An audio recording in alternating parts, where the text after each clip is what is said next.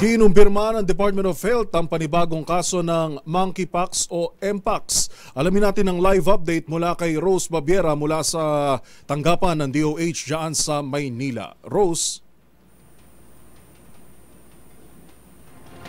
Kasunod ng deklarasyon ng World Health Organization ng Public Health Emergency of International Concern, inanunsyo ng Department of Health ang panibagong kaso ng monkeypox sa Pilipinas.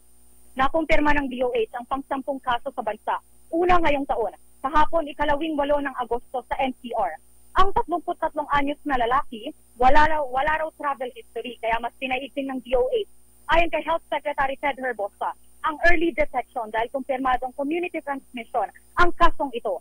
Kasalukuyan naman gumagawa ng guidelines ang DOH sa mga hakbang para masolusyonan ang paglaganap ng mpox.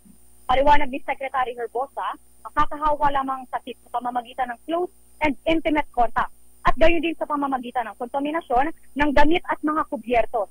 Gayunpaman, hindi na raw kailangan ng social distancing o paggamit ng face mask. Maaring home isolation din daw at hindi na nangangailangan ng quarantine protocol. Iginiit din niya na hindi na maglulunsad pa ng border controls ang DOH para hindi na abalahin pa ang mga turista. Ayon sa kalihim, mamamatay din daw ang bakterya sa paghugas ng kamay gamit ang tubig at sabon. Gayunpaman, siniguro ni Secretary Herbosa na pinaiigting ng ahensya ang testing at education kung paano i-handle ang mga mpox cases at layo ng ahensya na hindi na dumami pa ang kasong ito.